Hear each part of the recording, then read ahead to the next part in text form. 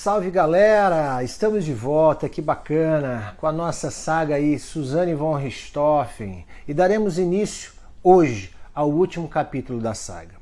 Depois de trazermos aí os detalhes deste processo, nesse vídeo eu vou contar para vocês como foi o interminável julgamento do caso. E olha, eu posso garantir para vocês que vocês vão ficar chocados, porque não foi um julgamento comum, foi um verdadeiro vale-tudo. Bom, vocês devem saber que logo no início das investigações deste crime, principalmente depois de a polícia saber que as vítimas não aceitavam mais o namoro de Suzanne e Daniel, ouvindo ainda as testemunhas, a polícia também soube que o Christian teria comprado uma motocicleta e pago isso daí com notas de dólares. Bingo! Não demorou muito aí e todos confessaram o crime. Assim, a investigação foi finalizada mais rápido do que se imaginava. Daí em diante, então, coube ao Judiciário, mais especificamente ao Ministério Público, conduzir os trabalhos. Então, logo os envolvidos, todos mesmo, e as testemunhas foram ouvidos em juízo e todas as provas do processo foram juntadas, a fase que a gente chama de instrução foi finalizada. E o processo estava prontinho aí para ir para o primeiro Tribunal do Júri de São Paulo para ser julgado. Agora eu vou explicar para vocês bem rapidinho, porque é importante, o que é e como funciona o Tribunal do Júri. É no Tribunal do Júri, galera, que são julgados os que a gente chama crimes dolosos contra a vida. Por exemplo, o homicídio é um deles, que é o caso que a gente está aqui tratando. O Tribunal do Júri ele é composto por um juiz-presidente, 25 jurados, dos quais 7 são sorteados para fazer parte daquele conselho de sentença específico, e que terá um encargo aí, digamos, de afirmar ou negar a existência do fato criminoso atribuído a uma ou mais pessoas. Nesse caso aqui, aos 3 que estavam sendo julgados. Assim, sob juramento, é o cidadão quem decide sobre o crime. Mas é o colegiado, ou seja, os 7 jurados, o colegiado popular, quem realiza aí o julgamento, respondendo quesitos formulados pelo presidente do júri sobre o fato criminoso e as demais circunstâncias aí essenciais ao julgamento. Atenuantes, agravantes. E quem pode ser jurado? Os requisitos para participação como jurado é básico, tá? Idade mínima de 18 anos, não ter sido processado criminalmente, possuir idoneidade moral, estar em pleno gozo dos direitos políticos, ser o eleitor, residir na circunscrição respectiva do Tribunal do Júri e prestar o serviço gratuitamente.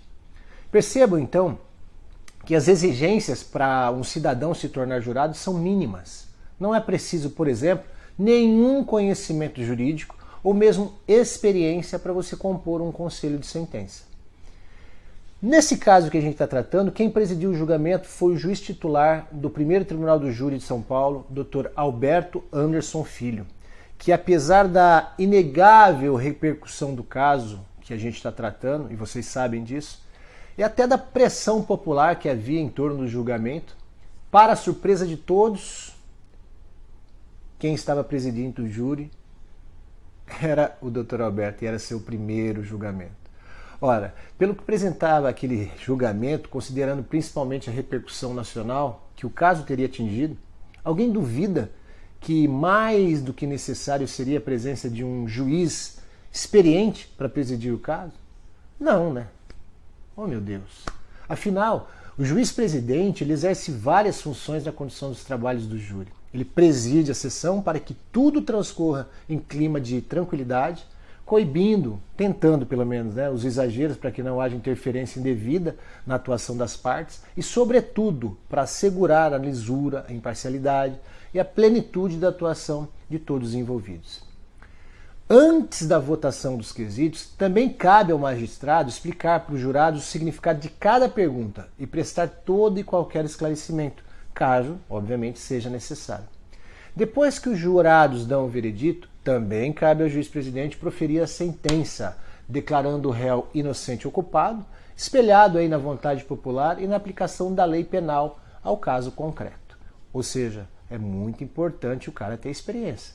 Dessa forma, pelo menos conceitualmente, o Tribunal do Júri significa um mecanismo de exercício da cidadania e demonstra, de fato, a importância da democracia na sociedade. Isso porque assegura a participação popular direta no julgamento.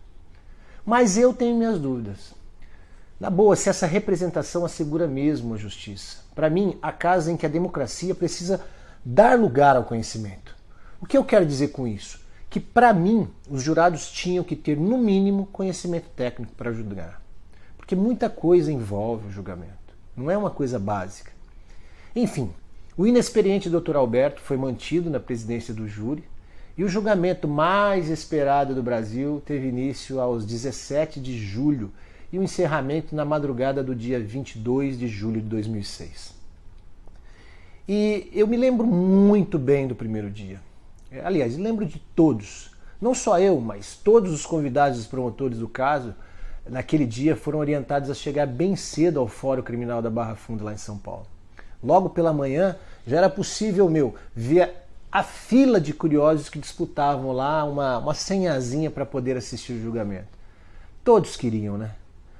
Bom, assim que eu cheguei na sala da promotoria, eu percebi que muitos eram os convidados, mas duas presenças me chamaram a atenção. Vocês devem conhecer. Luciana Gimenez, apresentadora de televisão, e cujo programa dela foi palco de debates aí travados entre acusação e defesa antes mesmo do julgamento.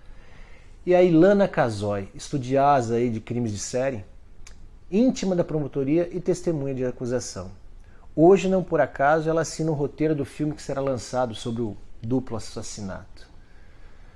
Ainda no primeiro dia, eu fui informado pelo Dr. Nadir que eu e mais um outro colega ficaríamos sentados ao seu lado no julgamento, com direito a crachá e tudo, o que também, obviamente, facilitaria a entrada no fórum nos demais dias de julgamento, porque era muita gente.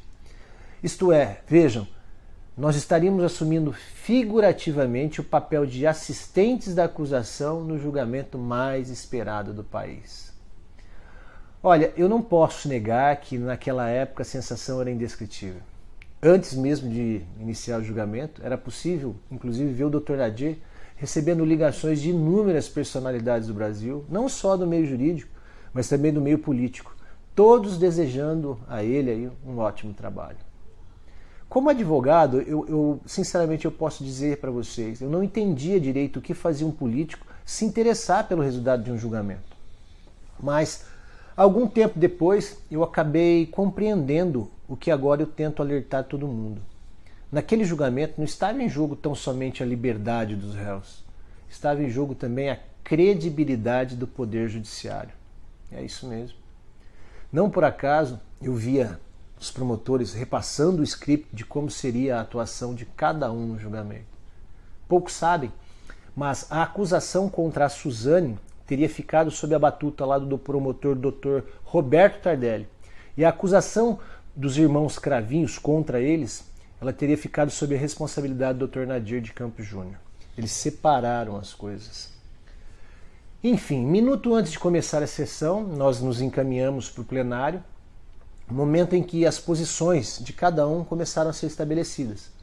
No primeiro dia do julgamento, eu pude, digamos, gozar daquela posição privilegiada ao lado do Dr. Nadir, que me permitia ficar a, no máximo, digamos assim, 1 metro dos acusados, quando eles começavam a prestar seus depoimentos.